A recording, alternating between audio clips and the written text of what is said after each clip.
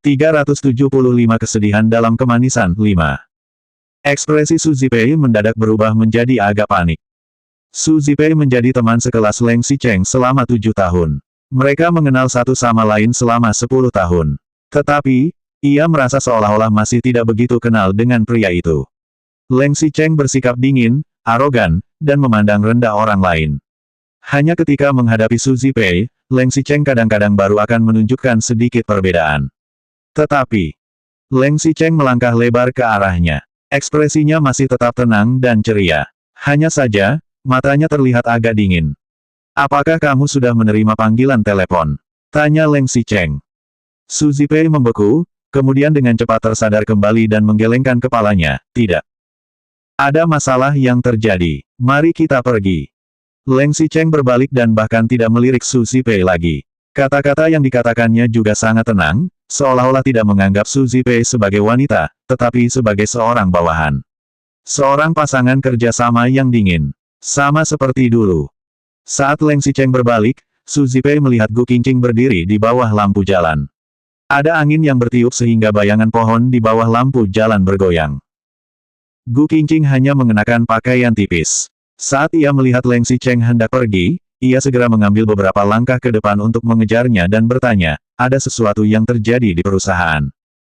Leng Xicheng mengangguk sedikit dengan ekspresi serius. Gu Qingqing mengangkat kepalanya untuk memandang Leng Xicheng dan ia melihat Su Zipei di belakang Leng Xicheng. Kemudian, Gu Qingqing menarik kembali pandangannya dengan cepat dan menundukkan kepalanya sedikit. "Jangan terlalu sibuk. Jaga kesehatanmu. Kembalilah lebih awal." Gu Qingqing mengatakan kata-kata terakhir itu terkadang dengan kuat dan terkadang dengan pelan seperti suara dengungan nyamuk. Kata-kata itu perlahan terdengar di telinga Leng Xicheng dan membuat suasana hatinya yang sedang tidak sabaran perlahan-lahan menjadi tenang. Jakun Leng Xicheng naik turun dan ia mengangguk dengan pelan, "Baik." Ada sebuah mobil yang datang. Ketika mobil itu melewati mereka, lampu mobilnya bersinar ke arah tubuh Gu Qingqing. Leng Xicheng melihat samping wajah Gu Qingqing yang sedang menundukkan kepalanya, lalu tiba-tiba melepaskan jasnya dan mengenakannya pada tubuh Gu Qingqing dengan cermat. Suaranya Leng Xicheng masih membawa aura mulia seperti sebelumnya, "Kamu juga. Kembalilah lebih awal." Gu Qingqing menundukkan kepalanya sedikit. Hangat tubuh dan aroma Leng Xicheng masih tertinggal di jasnya hingga membuat Gu Qingqing semakin menenggelamkan diri ke dalamnya tanpa sadar. Ketika keduanya sedang berbicara, sebuah mobil datang. Itu adalah sekretaris Cheng yang datang untuk menjemput Leng Xicheng. Leng Xicheng mengangkat kepalanya, melihat Gu Qingqing, dan tiba-tiba berkata pada sekretaris Cheng, "Kamu antar nyonya kembali dulu." "Tapi, Tuan Leng," sekretaris Cheng menyelesaikan kecelakaan mobil dengan susah payah dan buru-buru bergegas ke sini. Kali ini, Leng Xicheng tidak bisa bekerja dengan tidak serius lagi. Leng Xicheng mengabaikan sekretaris Cheng. Ia hanya berbalik, melihat ke arah Su Zipei, dan berkata, "Aku akan duduk di mobilmu nanti." Leng Xicheng menggunakan kalimat afirmatif. Itu bukan permintaan dan lebih terdengar seperti perintah. Su Zipei sedikit terkejut, tetapi ia juga tidak menolak. "Baik, selama kamu tidak keberatan." Waktu terus berjalan dan mereka tidak memiliki banyak waktu. Leng Xicheng juga tidak memiliki waktu untuk berbicara dan segera membuka pintu mobil. Su Zipei masih mengira bahwa Leng Xicheng akan membukakan pintu mobil untuknya seperti pria sejati. Tetapi, tak disangka, Leng Xicheng masuk sendiri dan menutup pintu mobil. Su Zipei tidak berdaya, ia hanya bisa berjalan ke sisi lain, membuka pintu mobil, dan masuk. Kemudian, mobil dinyalakan dan mulai melaju pergi. Sekretaris Cheng juga membuka pintu mobil untuk membiarkan Gu Qingqing masuk. "Nyonya, silakan masuk ke mobil." Ketika mereka sudah kembali ke rumah, Gu Qingqing masih bertanya, "Sebenarnya apa yang terjadi?" Sekretaris Cheng kesulitan untuk banyak mengatakan tentang hal-hal perusahaan. Ia hanya bisa menjawab, "Dengar-dengar, terjadi masalah lagi dengan bintang iklan laki-laki." "Terjadi masalah lagi?" Gu Qingqing sedikit mengernyit. Tidak peduli betapa bodoh dirinya, ia juga bisa memahami bahwa kali ini grup Leng pasti diincar oleh seseorang. Tapi, bukankah iklan syuting sudah akan mulai? Iya, tanggal konferensinya sudah ditetapkan, jadi Tuan Leng harus bergegas kembali untuk menanganinya. Gu Qingqing tidak berbicara. Setelah itu, ia memutuskan untuk membereskan rumah selagi menunggu Leng Xicheng kembali. Tetapi, malam itu Leng Xicheng tidak kembali. 376 Kesedihan dalam Kemanisan 6. Malam itu, Gu Qingqing tidur dalam keadaan linglung. Ketika Gu Qingqing berangkat bekerja keesokan harinya, sepasang lingkaran hitam bertengger di matanya. Tetapi, ketika ia tiba di Suyi, ia malah menemukan bahwa semuanya berjalan seperti biasanya. Sepertinya tidak ada penundaan waktu perilisan iklan seperti sebelumnya. Semua orang bekerja dengan tenang, terutama mereka yang menjadi bagian kelompok kedua.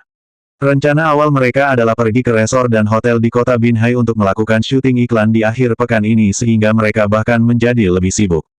Terutama, orang yang sering ribut sendiri seperti Zhang Yuxi dan Xiao Wang.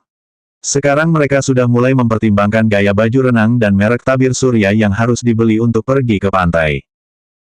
Sekarang hal yang paling membahagiakan Zhang Yuxi setiap hari adalah pamer di depan Shen Yating yang merupakan bagian kelompok 1, astaga.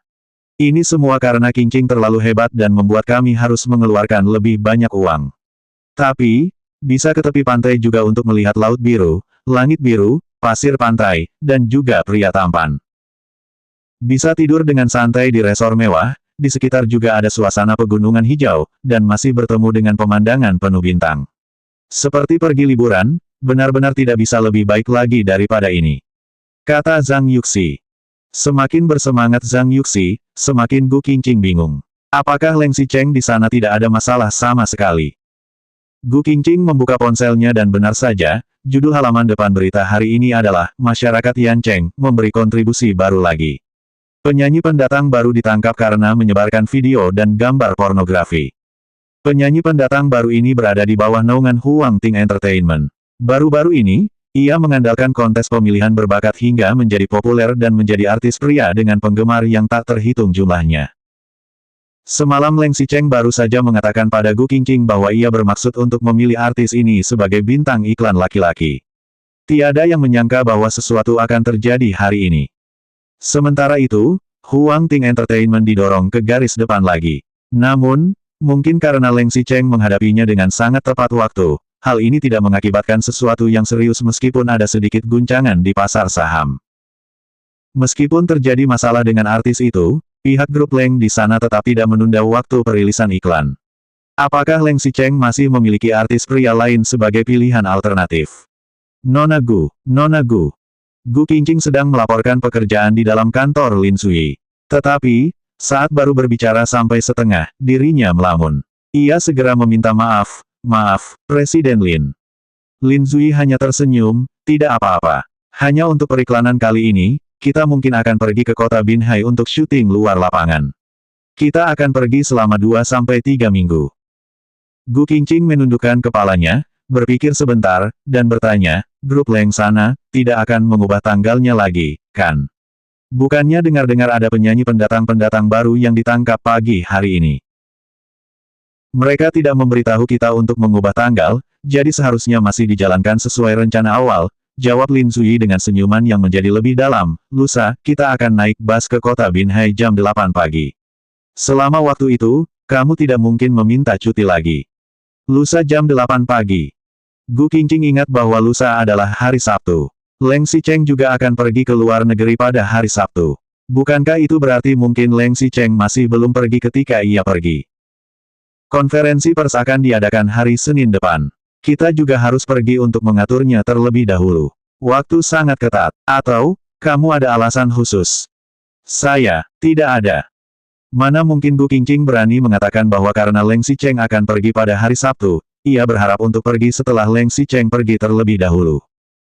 Lin Sui bertanya dengan tersenyum, apakah masih ada hal lain? Tidak, tidak ada. Setelah Gu Qingqing selesai melaporkan pekerjaannya, ia mundur dan berjalan keluar kantor Lin Sui.